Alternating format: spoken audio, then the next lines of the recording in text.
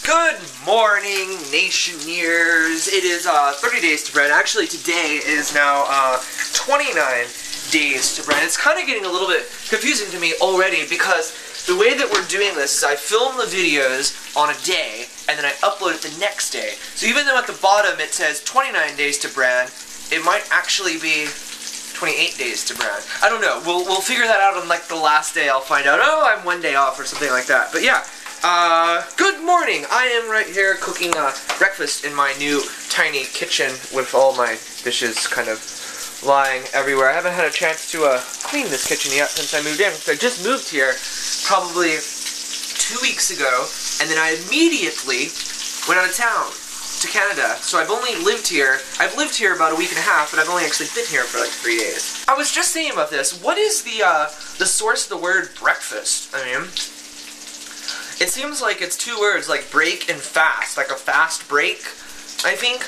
Or, it could be that way, like you're taking a fast break, something about farmers, you know, how they farm things, and so they only have time for a quick break in the morning, so they break fast. Or, it could be something to do with like a religious fast, and you break the fast in the morning, but usually when they fast, they don't usually do that. They usually wait till lunch. I don't know. So if you guys can find that out, tell me in the comments what you think the word breakfast comes from. And no Googling or Wikipediaing this. I want you to tell me what in your head what you think the word breakfast comes from. Speaking of breakfast, I love having eggs in the morning. I used to eat about a whole dozen eggs, but then I started adding more things to the meal where I'm not just eating eggs with it. But I love eggs. Eggs are so good. My parents used to have farm fresh eggs a lot, and the farm fresh food. It's weird because food can taste good if you buy it from the store. Like, you can make a food taste good. But if it's actually fresh, like these eggs just came out of the chicken and you're cooking them as breakfast, despite the fact that that sounds a little bit gross, they were washed of course, it tastes different. It's very fresh. It's different. It tastes wonderful. So, in our 30 days together that we shall have during this 30 days of Bran, one thing that you will realize and learn about me very quickly is that on many days, especially today since it is a Saturday, I do not change out of pajamas. See? Usually you can't tell this in vlogs because usually the camera is up at this level and it's like, oh, he's wearing a shirt. You don't know what's going on down there. Okay, wait, maybe that came out wrong. You don't know if I'm wearing pants or not. That's just one of those things that while we're getting to know each other, we might as well get to know each other more. Another thing is, I hate doing the dishes. I used to, whenever I was in college, strangely enough, I would always get the dishes done every single day right after I used them, because in college there were three other guys living in the same apartment as me, and if you didn't do your dishes, they'd get just destroyed, so I had to do my own dishes and then hide them.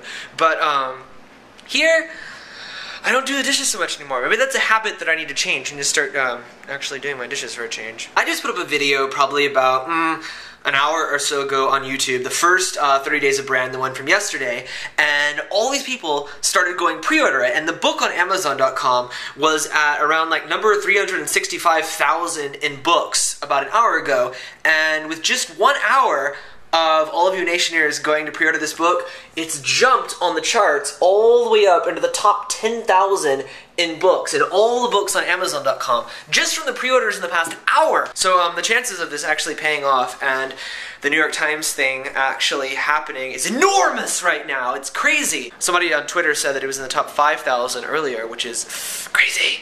And I did the math on this, and I was thinking, you know, if we have to sell 2010 copies between now and 10/10 of 2010, that's about, I think it was 60 copies that have to be pre-ordered every day. We have to have 60 people pre-order the copies. But then I was thinking, wait a second, that's only 60 people from my YouTube subscribers and all of my stuff. What are my publishers doing? My publishers are surely getting people to pre-order the books as well. I'm looking at the comments now of the people who have pre-ordered the book already.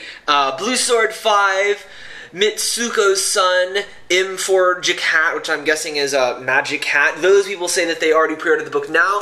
A ton of other people have been pre-ordering. I've been answering every comment from every person who pre-orders the book. I've been answering their comment every single time, just thanking them and being so grateful for all the support you guys have given me. So many people have already pre-ordered today. It's crazy, just from YouTube. So I'm going to answer some questions that were posted on yesterday's 30 Days to Bran video. Twilight Girl Sparkles says in the comments, I come up with a lot of ideas for stories, but once I start writing, I lose my excitement for it. So here here's my question. How do you personally stay motivated through the writing process to actually finish the story you've started? I guess you're probably more asking about how I did it before I was published, because now the motivation is, well, I'm a published author. I can get the books. The books will be published whenever I write them, so that's kind of the motivation now.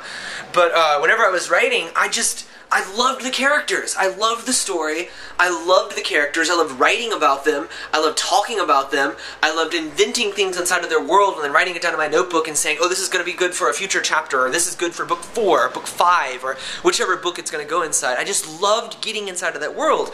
And as a writer, you have to love the story. If you don't, if it's difficult for you to write every day, then you're probably not doing something right. I mean, it's going to be difficult. There's always going to be these hard parts of writing a book, but in the end, it should be something that you enjoy doing. You love writing the story. I mean, there was a time whenever I was writing a story, and you guys remember this on Twitter, I was writing 10,000 words a day on this story just because I loved it so much. I couldn't get enough of writing it. And I guess another way is, like, if you're talking about like writer's block and things like that, I always plot the stories out.